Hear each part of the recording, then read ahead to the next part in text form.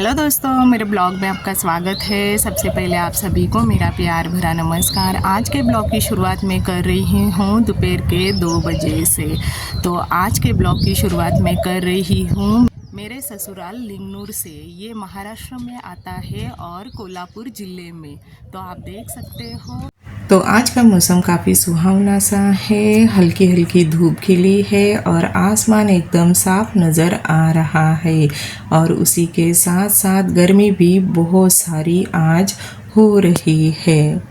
के साथ साथ आज हमारी तैयारी हो चुकी है मेरे नानी के गांव जाने की। तो वहाँ पे मेरी मासी भी है और मामा का घर भी है। तो आज उनके यहाँ यात्रा है। तो जिस तरह से हमारे गांव में यात्रा संपन्न हुई थी, उस तरह से महालक्ष्मी माता की उनके गांव की भी यात्रा है।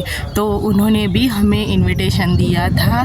तो चलिए चलते हैं मेरे नानी के गांव।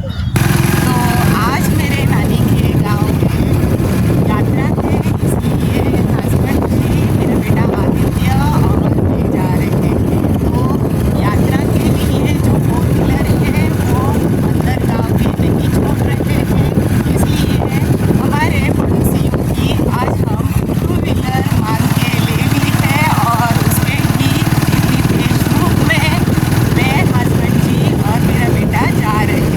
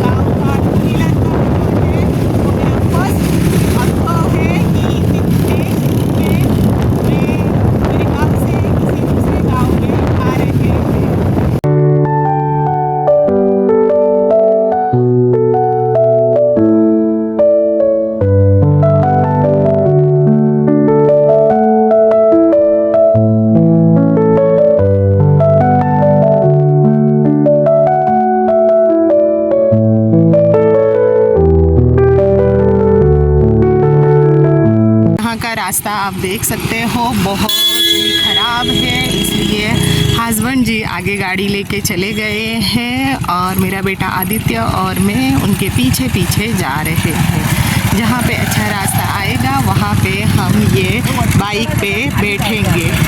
तो गांव में जब हम आते हैं तो यही बात की तकलीफ़ होती है कि यहाँ पे बहुत ही गर्मी होती है और जो गाड़ियाँ हैं वो किसी न किसी वजह से गांव के अंदर नहीं छोड़ते हैं, इसलिए 2 व्हीलर पे ही हमें प्रवास करना पड़ता है।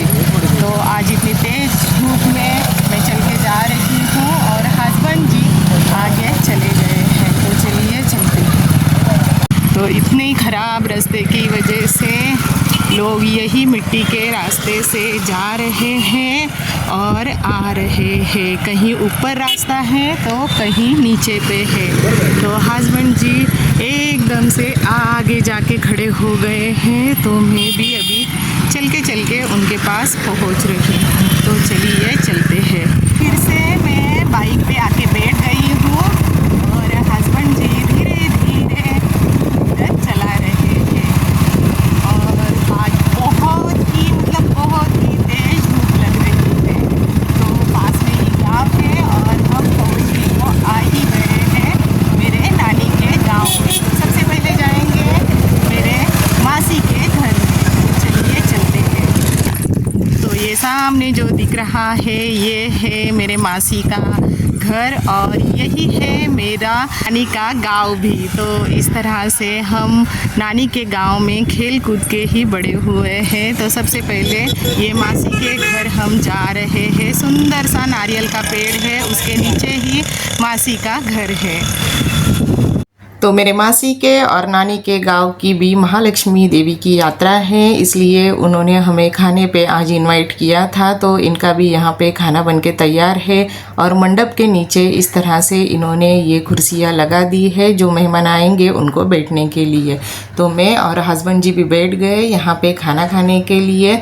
तो महालक्ष्मी यात्रा के लिए हमें इस गांव से बहुत सारे इनविटेशन आए हैं, क्योंकि ये गांव में हमारे बहुत सारे रिश्तेदार रहते हैं और मुझे और हस्बैंड जी को सारे रिश्तेदारों के घर आज जाना है।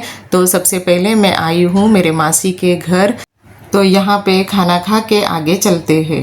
तो ये मेरी मासी है, तो ये हमें छोड़ने के लिए रास्ते तक आ गई है और मैं जब भी इनके घर जाती हूँ तो ये बहुत रोती है और मैं जब भी यहाँ से निकलती हूँ उनके घर से तभी भी ये रोने लगती है, क्योंकि ये मुझे बहुत ही प्यार करती है और रोने लग जाती है। दोपहर के 4 और अभी मैं जा रही हूँ मेरे 2 नंबर मामा के घर पे। तो चलिए चलते हैं, यहाँ पर ही उनका घर है।